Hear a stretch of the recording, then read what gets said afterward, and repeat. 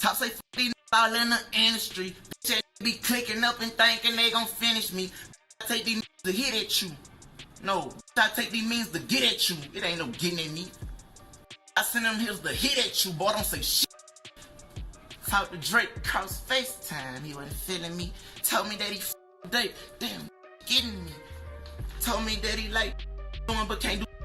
So when we cross, always fuck what you say. Be my enemy. So they did have a meeting and a conversation. Jay Prince posted yesterday. As you can all see, I had a good time kicking it with the homies in Utah. On behalf of the little homie, NBA Youngboy, me and my brother Birdman were able to have a real conversation face to face. You 60. What are you talking about? What are you, bro? I lost mad respect for you because I used to have mad respect for you. When you had Shakur with you, when you lined Youngboy NBA up, why the f you got Shakur with you, and this is why he acting like that? The list of rappers who've been betrayed and backstabbed by Drake is getting longer by the minute. And while some are just now figuring out what kind of person Drake really is, others like NBA Youngboy have seen right through him from the very start. Now, if you're out of the loop, Let Me Feel You in Youngboy was one of the first to call out Drake by name, exposing him for using other rappers to boost his fake street credit. But instead of clapping back directly, Drake let his daddy Jay Prince handle it, which led to WB's pronounced Youngboy house getting broken into and rumors of Prince trying to extort him. And with Kendrick now putting Drake's snake-like behavior on blast for the whole world to see, WHYB has joined the mix, backing Kendrick up and reminding everyone that he tried to warn us about Drake years ago. So what exactly went down between YB and Drake? And did YB really get set up by Jay Prince for dicing Drake? I'm very shy. People are cruel. It's like we can't control ourselves. So you never know what someone will do you. So the drama between NBA Youngboy and Drake started years ago when Drake allegedly blindsided YB by first acting like they were homies and promising him a feature before he did a 180 and told him he can't collab with him after all because he's down with Little Dirt. Fast forward to May 2023, and YB dropped his explosive diss track After the Industry Part 2 from his mixtape Richest Op, directly calling out Drake and a bunch of other big names. Why RSB, I send them hit it boy. Don't say is to me, talk to Drake cross FaceTime. He wasn't feeling me, told me that he eat with dirt. Damn, that is was getting to me, told me that he liked the as I'm doing but can't do is with me, so when we cross our ways, F. What you say, be you the enemy. Now, in case you didn't know, Chicago rapper Lil Durk has been feuding with Youngboy for ages, and it all started because of some serious tension between Youngboy and one of Durk's OTF artists. The late King Va called out Youngboy saying he was all talking his reps, and Youngboy just couldn't let that slide. He fired back with diss tracks aimed at Vow and his O Black crew. Naturally, Durk jumped into the fray to defend Vow, and he even threw shade at Youngboy and his diss tracks. So anyway, just days after Youngboy dropped At the Industry Part 2, putting Drake on blast for betraying him and sliding with L Dark, Drake's protector Jay Prince stepped in and warned Youngboy to back off Drizzy, because that's his son. Jay Prince posted this photo of his meeting with Youngboy and Birdman, and wrote in the caption, as you all can see, I had a good time kicking it with the homies in Utah on behalf of the little homie. YB, me and my brother Birdman were able to have a real conversation face to face. We talked about the past, the present, and the future. But most importantly, we left each other with mutual respect. Moving forward, with that being said, I must address the song where my name and Drake's name were mentioned. To the little homie, as I said to you privately, I say to you publicly that Drake is my son. He roll with me, therefore I think it's a good idea to take him off your enemy list. Because the truth of the matter is we got nothing but love for Durk and your accomplishments. When I put Drake on that FaceTime call with you, my intent was for y'all to move forward, not backwards. Two things we get every day is a chance and a choice. The choices we make determine our destination. But the drama didn't end there, because a few months later, Drake dropped 8 a.m. in Charlotte and seemingly threw shots at Youngboy with the lines, "You young boys take some of that money and set it aside. That half enough to pay your tax is a federal crime." Just hours after Drake released the song, Youngboy couldn't keep quiet. He jumped on Instagram and unleashed a rant aimed right at Drake for that disc. He wrote, "Try again, ninja, and stop sucking that boy.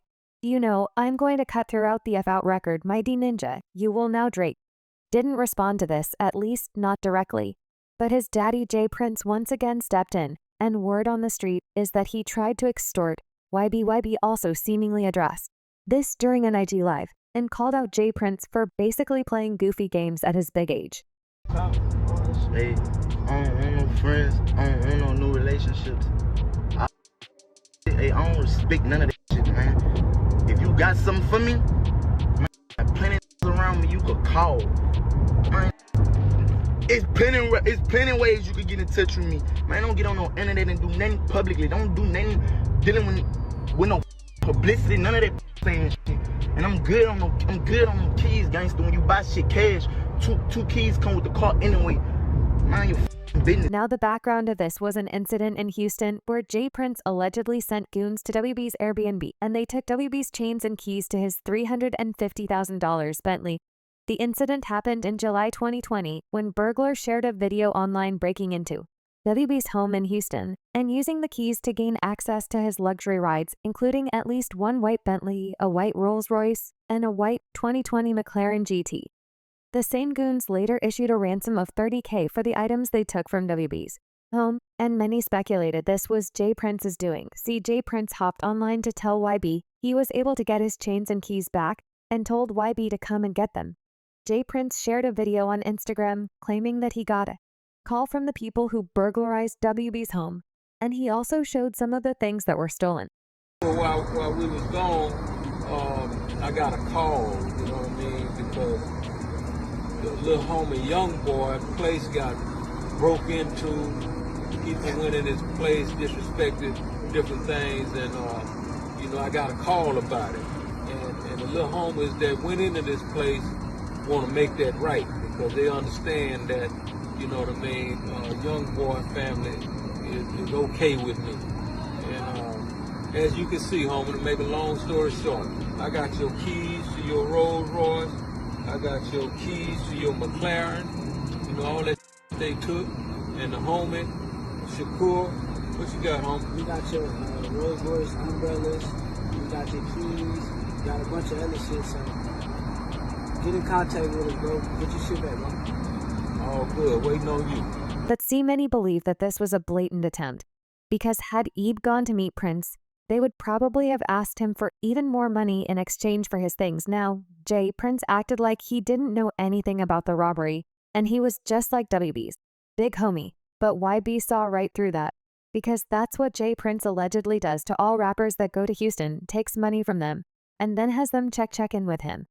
And that's when YB posted that video blasting J Prince and calling him out for going online instead of reaching out to him directly. By the way, Cameron and Mase recently called out J Prince over this incident, and Cameron said he lost all respect for Prince after he tried to set up NBA Youngboy and allow Drake to be humiliated by Kendrick Lamar. He said it exactly. You 60. You 60. What are you talking about? What are you, bro? I lost mad respect for you because I used to have mad respect for you. When you had Shakur with you, when you line Youngboy NBA up, why the you got Shakur with you? And this is why he acting like that. This is exactly why he acting like that. Talking about you got Youngboy NBA umbrellas and his keys to his car. Youngboy NBA told you he's eating. This is what he said. This is what Youngboy NBA said. Whack 100 was the most disrespect. Wild disrespect. I ain't even gonna repeat Whack 100 said. Mad disrespect. Drake is beefing with Kendrick Lamar as we speak. I have not heard, this is the first time Drake got into some and I hear you say to Kendrick Lamar now.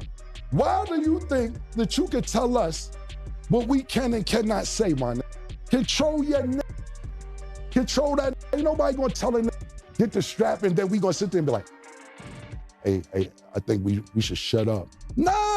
So what led to Cameron and Mase going off on J Prince was Prince trying to get them to back down over their criticism of New York Jersey boxer Shocker Stevenson, who is managed by Prince.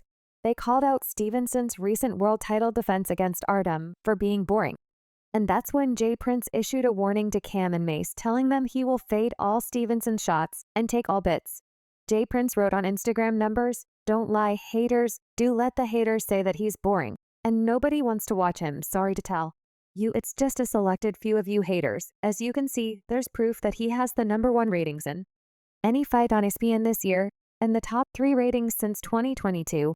And to all of you haters who want to escalate that hate outside of the ring. I'm Shocker's manager, and I handle all his business outside of the ring, in other words, Cam and Mase. I will fade all his shots and take all bets. But Cam and Mase were unbothered by J Prince's threats, and they went off on him, saying he's embarrassing himself, and calling him out for staying silent on Drake getting humiliated and exposed by Kendrick.